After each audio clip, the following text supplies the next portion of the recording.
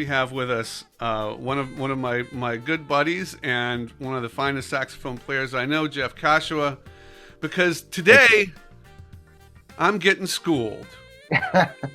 We'll see. We'll see. You'll be schooling me. Yeah, I don't think so. So welcome, Professor Jeff. Hello. Now you are actually a professor. You are a educator in the wonderful world of higher education, are you not? I am over at Shoreline Community College. Okay. And you know, one of the reasons I wanted to do this was because, you know, I listen to a lot of music. I listen to a lot of saxophone players, and I learn a lot every time I do that.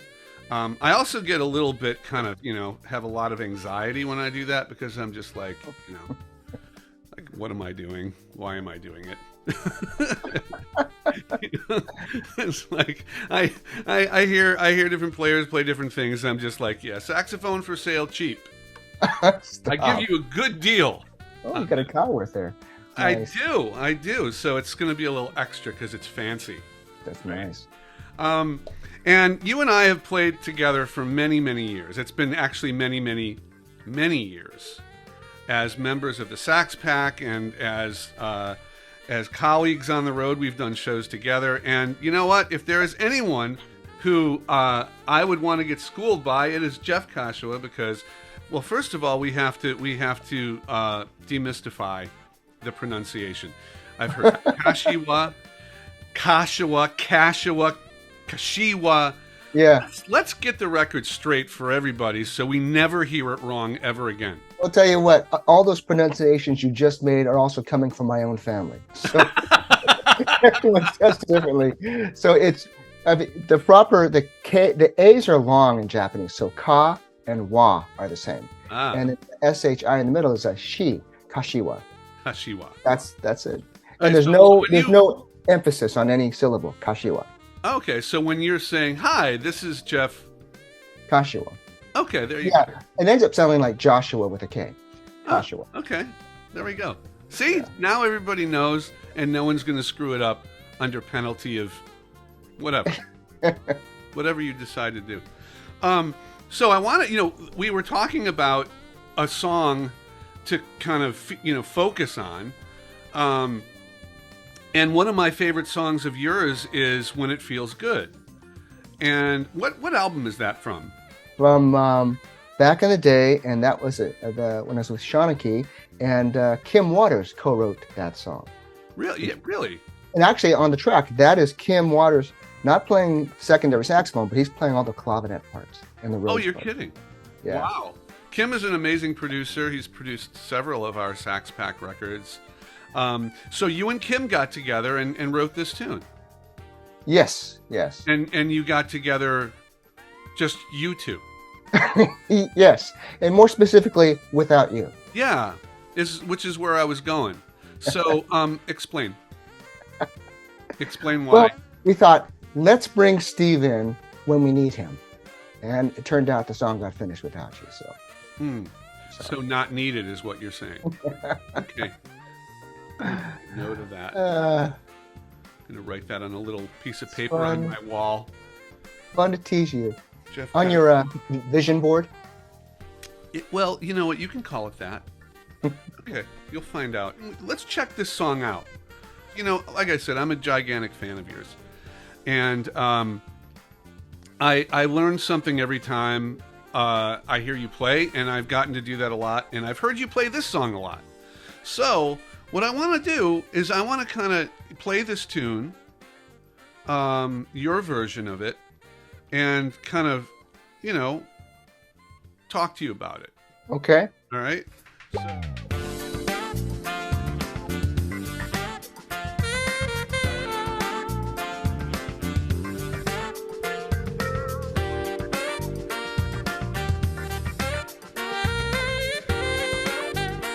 See, the thing I love that you're doing in the intro is you're not just playing licks, which is what I would do. Yeah, I just kind of, that's definitely a vocalist approach. Like, what would a vocalist do? You're playing like fully formed ideas that aren't just throwaway, you know, like let's get to the...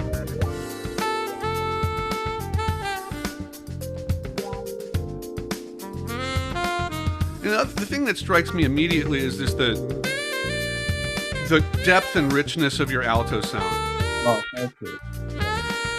I mean, it's just that, you know, which is hard. Trust me, I've been trying for years.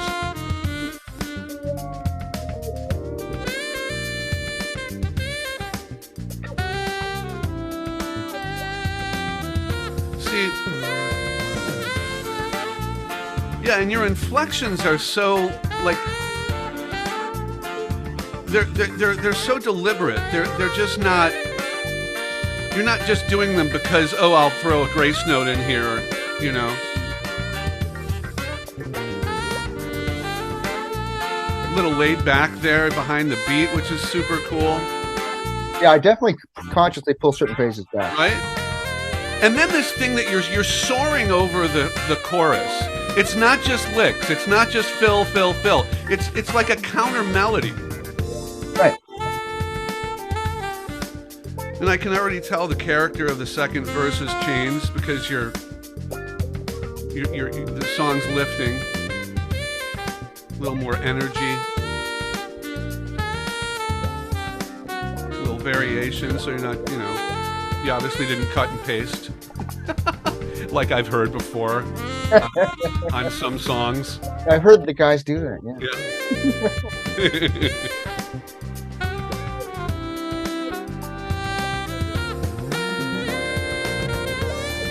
Beautiful, beautiful bridge.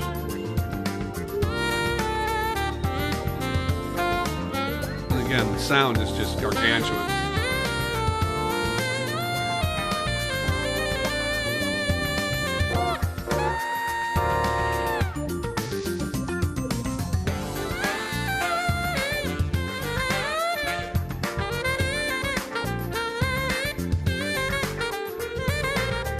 See, that's a composition right there. Still got all from Sanborn. I don't know. See, that's the thing, man. It's two freaking chords, and you're creating this whole arc of a solo.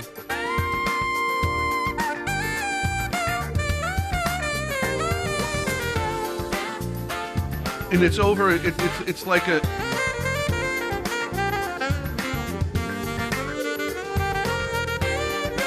All of those have a beginning and a middle and an end. That's the thing that really blows me away about this.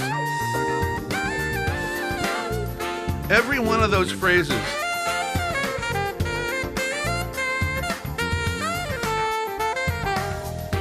And no repetition, man. It's like original. And some chops. Yeah.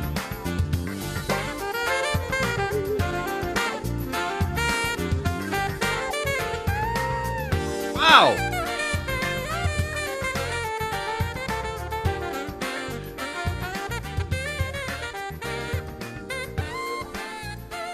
Yeah, you just ride that out, and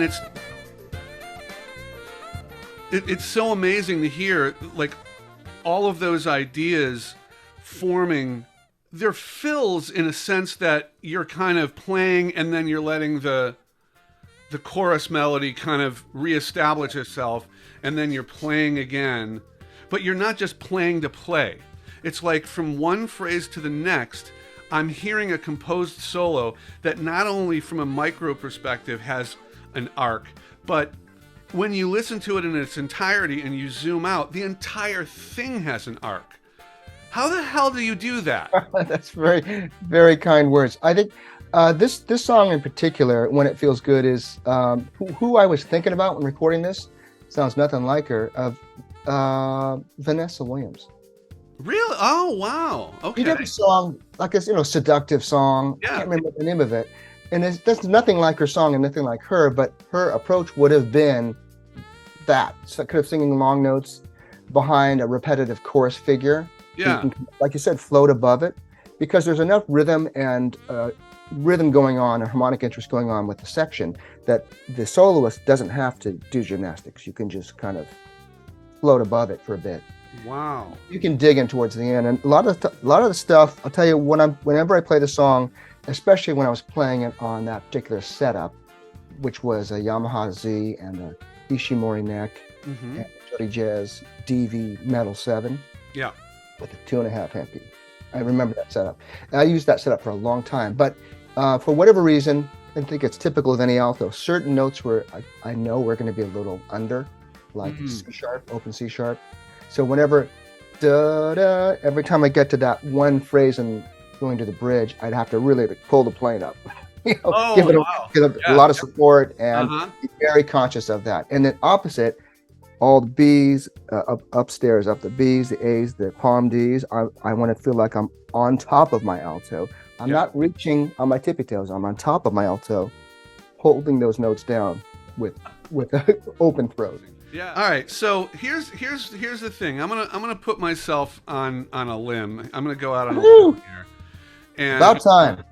Yeah. And I want to play this song of yours, and because I need to get school, and you know, what better way than, you know, to play you know, a song of yours, so then you can tell me how I could do it better. Not that I'm, you know, and maybe I'll just like form a Jeff Kashiwa cover band. There you go. All right, here we go.